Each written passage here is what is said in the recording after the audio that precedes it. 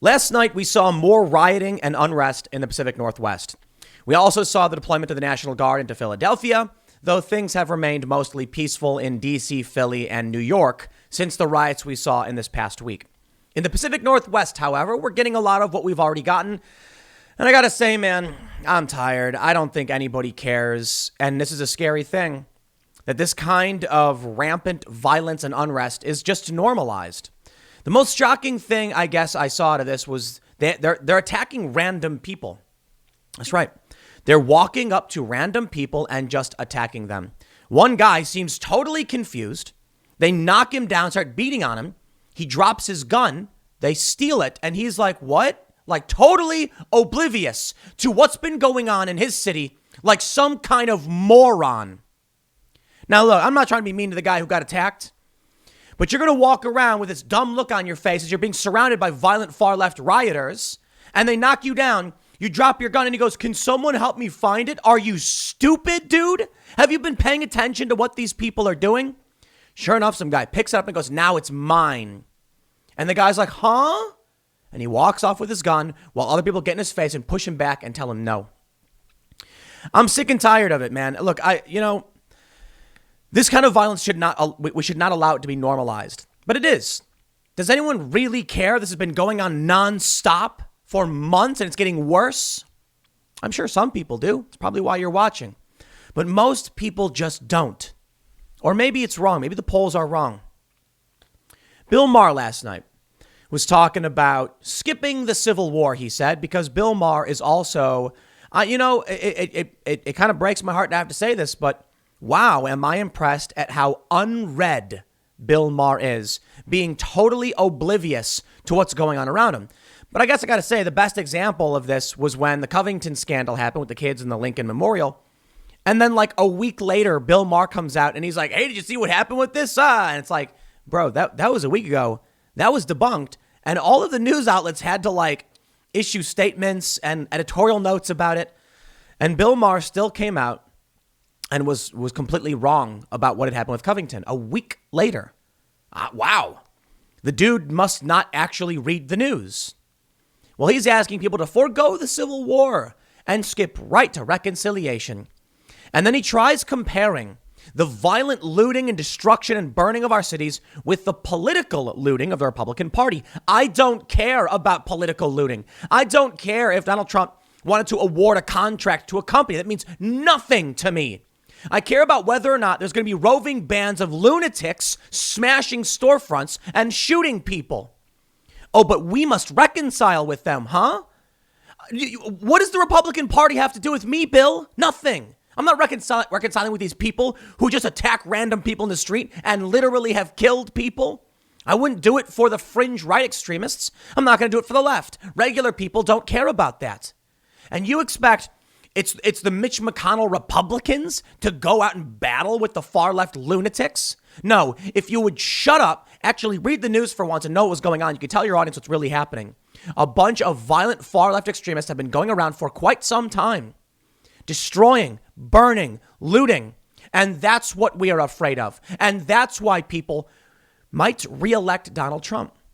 And all the polls are saying that Donald Trump is going to lose. There's something really interesting from USC Dornsif. It's something I mentioned briefly a little bit in my main segment yesterday, but they're looking at asking people. They're not polling people saying, who are you going to vote for? They're polling people saying, who do you think your friends will vote for? And they've found that is a more accurate question and has been correct in the past 5 elections for which they've tried it. The wisdom of the crowd. But also, people aren't willing to admit they're going to vote for Trump right now. So you ask them, who's your friend going to vote for? Oh, my friend? Oh, my friend's voting for Trump. What about you? Oh, no, not me, Biden. Why? Why? Gee, I don't know. Why would someone say they're going to vote for Biden? Could it be the roving bands of lunatics smashing storefronts and literally shooting and killing people? Okay, Michael Reinl killed one guy, to be fair, but people are certainly scared about it. We've seen people getting shot randomly, lots of shootings, like in Provo, Utah, where the car was just driving to the intersection. The guy runs up and shoots the driver. No joke. And Bill Maher on his show, can we all just skip the Civil War? Ask them. Because most of us are minding our own business and then we're getting attacked at random. Well, I'll tell you what. I'm not going to cry. I'm not going to shed a tear for Vancouver, Washington, which is basically Portland. I'm not going to shed a tear for Seattle. The people who live there voted for this. And that's on them. We have this story from the Daily Mail. America boards up. Cities across the nation prepare for widespread looting and riots after Election Day as some states ready their National Guard. In Philadelphia, the National Guard's been out for quite some time. I believe it worked. There was about 3 nights of violent looting and unrest. The National Guard came in, and it seems to have stopped. They say, on Friday, boards went up over storefronts in Washington, D.C., New York, Los Angeles, Denver, and elsewhere in anticipation of potential political violence that would be unprecedented in modern American history. Gee, Bill, I wonder who's going to get violent. Oh, maybe we need to board up all our storefronts because those dang old Trump supporters are going to come around with torches and pitchforks and balaclavas and Molotov cocktails. Oh no, the Trump support. Yeah, right. It's not happened. Not going to happen. Trump supporters are not going to come out storming the streets in urban centers. These people are scared of the far left psychopaths, and the DAs who refuse to do anything about it are responsible. I feel bad for the people who live in these cities who didn't vote for it.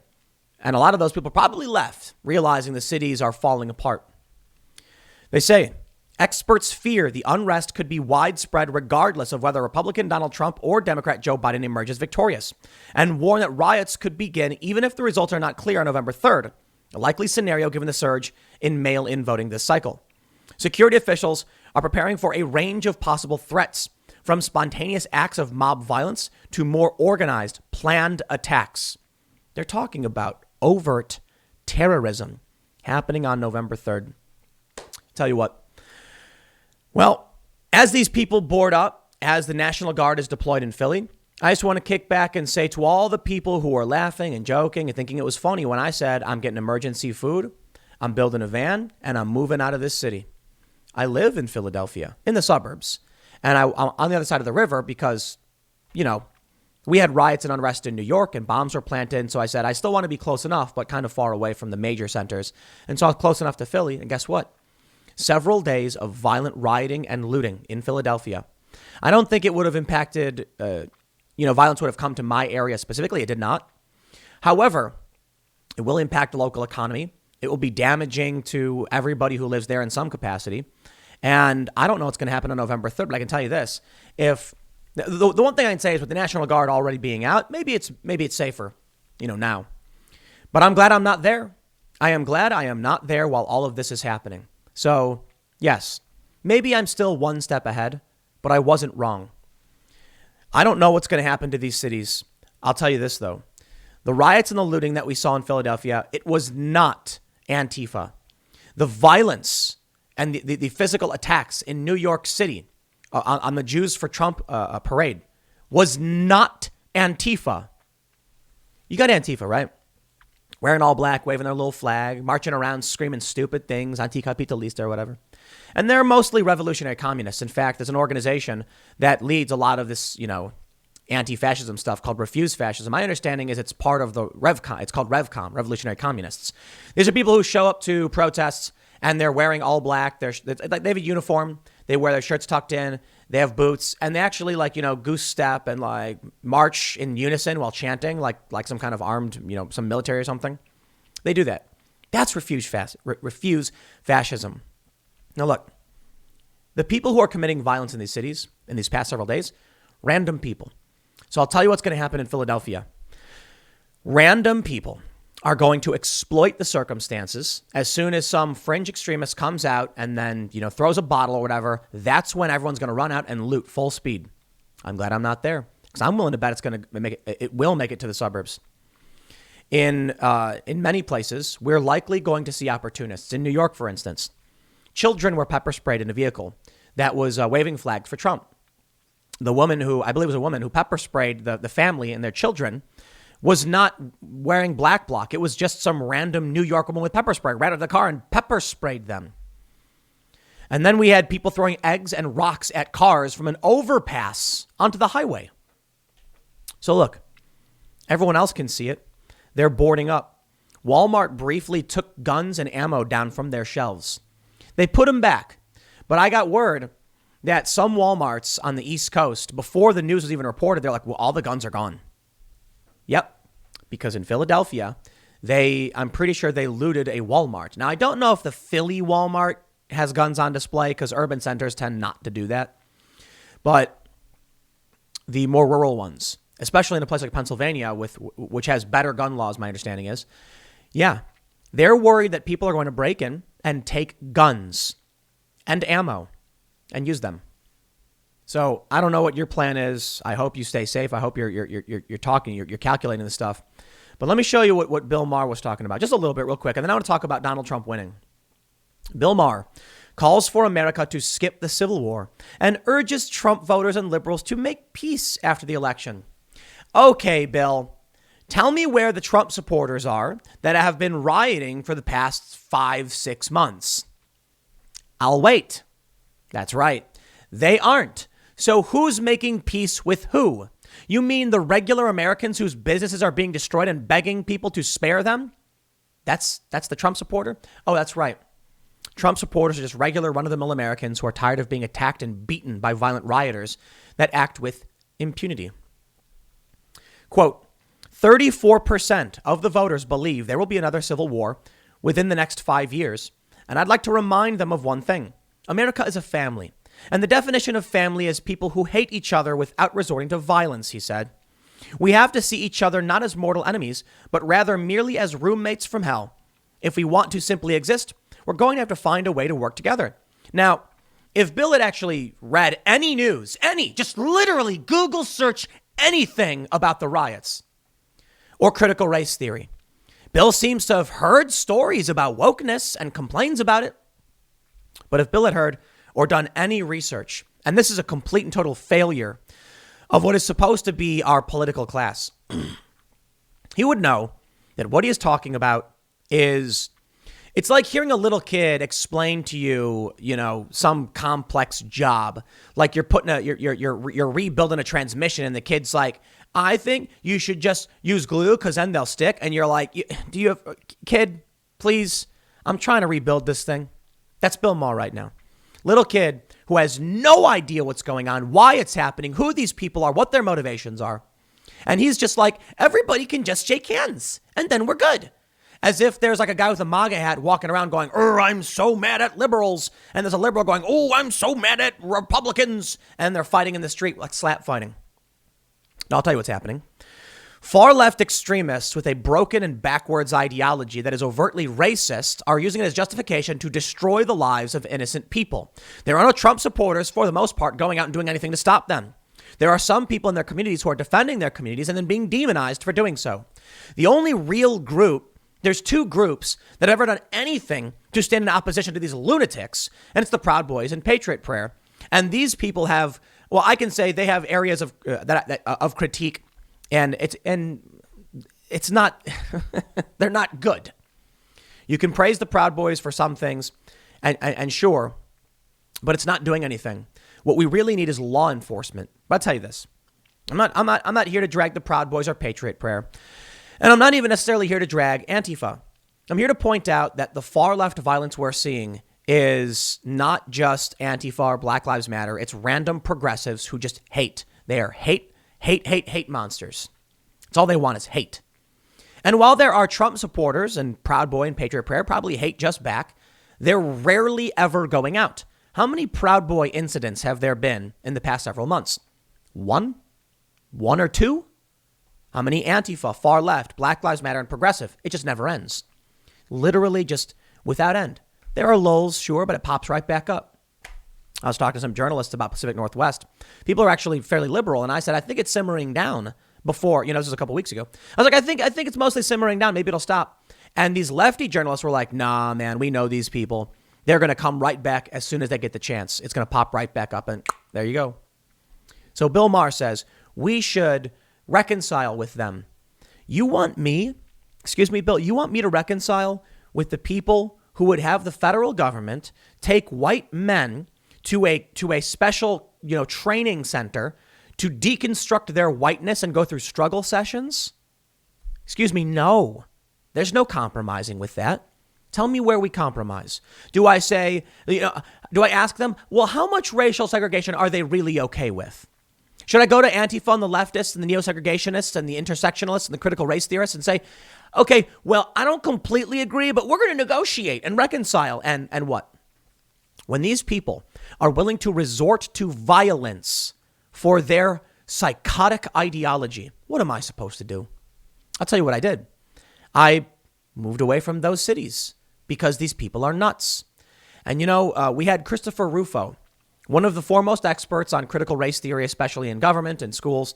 We had him on the IRL podcast yesterday, and he said, most of these corporations, these businesses, they don't care about any of this stuff. They don't have anything to do with it. So they just put these messages like, fine, whatever. They keep bending the knee to these extremists, of which they are a very small fringe minority.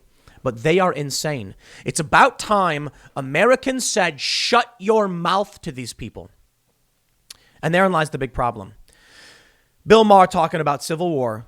Can we skip it? Bill, I don't know. I don't know if there will be one. We're probably in some kind of civil war, but there's two things I really love about what Bill Maher was saying. Man, did Bill Maher never read a history book? Trying to keep myself from swearing at how stupid Bill is. Bill goes, there can't be a civil war. These people are wrong. There's no Mason-Dixon line. If there was, it would go through our homes and our cities. Duh, because I never read history about any other civil war other than what I glanced at the back of a Civil War novel from Barnes & Noble. Bill, it's called the Spanish Civil War. Did you ever read about that one? There's not just a dividing line where people are like, okay, this is my side and this is your side. Now we fight. Urban centers lit up. Rural areas lit up, and they were divided, and they fought to connect and seize territory. It's remarkable at what happened to our political class and our media class. It has just become corruption, vanity, and laziness. Maybe we need a little bit of Trump. We need a little bit of Trump. You know why? They did a poll of American kids.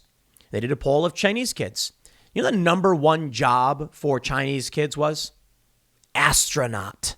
You know the number one job for American kids was? Influencer. That's us. Vanity America.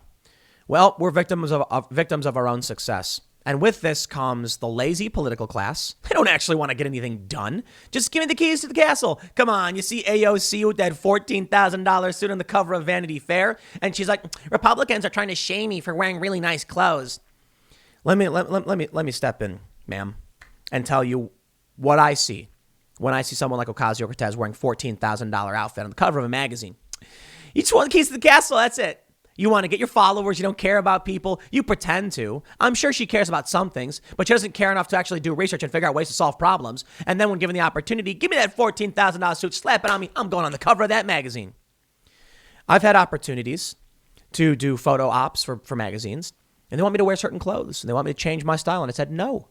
And you want to know how you can trust me on this one? Because when I got invited to the White House, I said, I'm not going to dress up. And what did I wear? I wore this. And people are like, I can't believe Tim Pool's wearing like a unbuttoned, untucked shirt and a beanie. And I was like, you can believe it. And they're like, actually, yeah, I can believe it. I once got invited to the Clinton Gala Foundation black tie affair, and I said, I won't wear it. And they said, you can't come. I said, too bad. I'm not coming. I don't want the keys to the castle. I don't want to have anything to do with your stupid castle. I am sick and tired of people who are pretending to care just to get by and make money.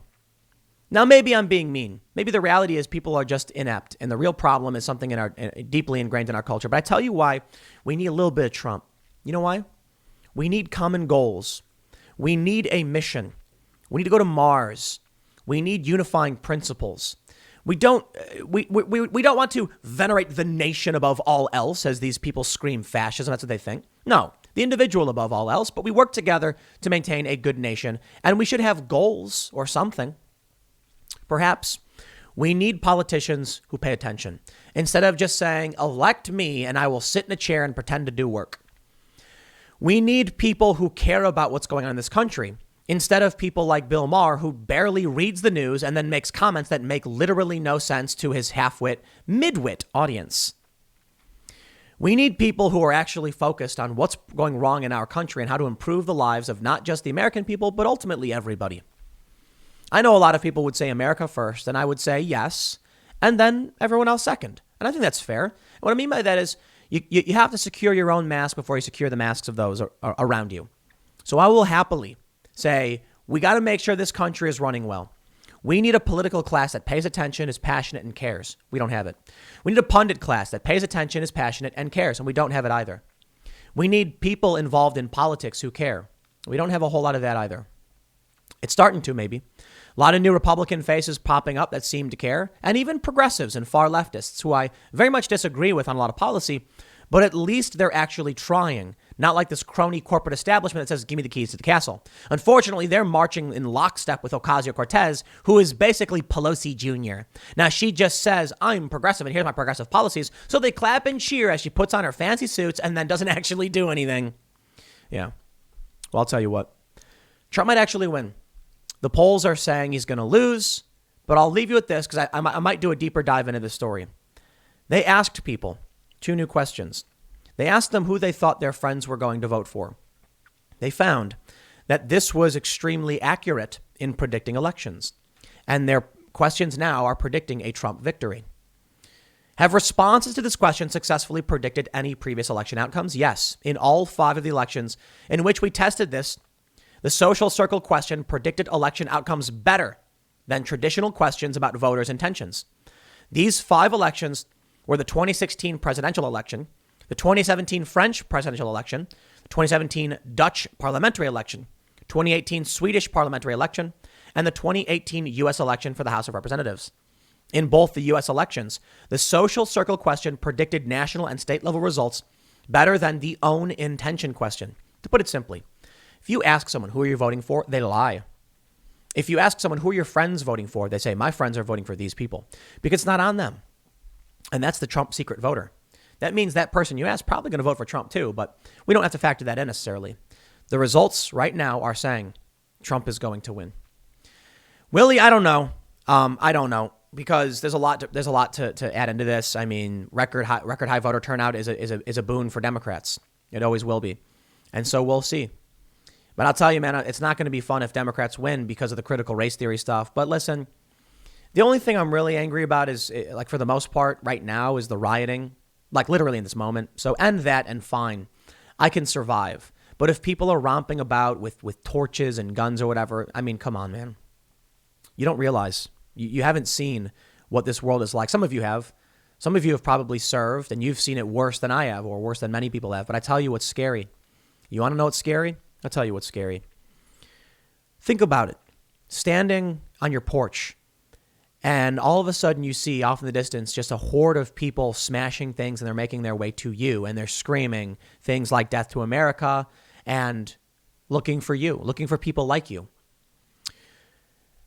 People don't realize. There was a viral video the other day, apparently, of Turks in France rioting and smashing things, and apparently looking for Armenians. People don't get it. What do? It's like a tsunami coming for you. I was in Egypt during the Second Revolution years ago. It's like 2013, I believe. And I was on the balcony of the 26th floor of the Hilton, only a few blocks away from Tahrir Square, when I saw the roving bands start making their way to the hotel. And I thought, what happens if they come in? What happens if they smash their way in and they start ransacking the place? Fortunately, the building was very large. And I watched them start fighting in the street, and they were shooting at each other. I watched them carry away what I can only assume were dead bodies. And the fear is when you see massive crowds screaming and destroying, there's nothing you can do. Do you hide? What do you do? I can only imagine what it was like for the guys at the U.S. Embassy in Benghazi, knowing you're surrounded and what's about to happen. But regular Americans don't even think about this. And it's starting to happen. I don't know what you expect to do on election day, but I'm going to be partying, so I'll be chilling. And look, if Biden wins, I don't know what's going to happen. Maybe nothing, but I feel like we're in unprecedented times, and I feel like there's no going back to normal. And so it seems like we're facing some kind of very serious escalation. The predictions that I make are based off the information I have before me, but I will leave you just with this. You want to come to me and laugh and say, you're so dumb, there's no civil war, blah, blah, blah. I don't care. I really, really don't. It's for your benefit I say these things. Look at this photograph. Philadelphia National Guard deployed because of violent unrest. Everyone else is boarding up their stores, and Bill Maher is saying, please skip the Civil War. Do you think that this rhetoric emerged out of thin air and I just decided to start saying it? Or do you think that people in America are on edge, that no matter who wins, something bad is going to happen? And maybe it won't. But you know what? I think ahead. I'm a strategist. I'm a chess player. I've been playing chess my whole life. I like playing games like Magic the Gathering. You plan ahead. What could happen next? You calculate variables and you act accordingly. You hope for the best. You expect the worst. Maybe the worst won't come. But I'll tell you what my worst case scenario is. A lot of rice and beans are going to have taco night. The worst case scenario for people in these cities is going to be, the worst, But I'll leave it there. Next segment's coming up at 1 p.m. on this channel. Thanks for hanging out, and I will see you all next time.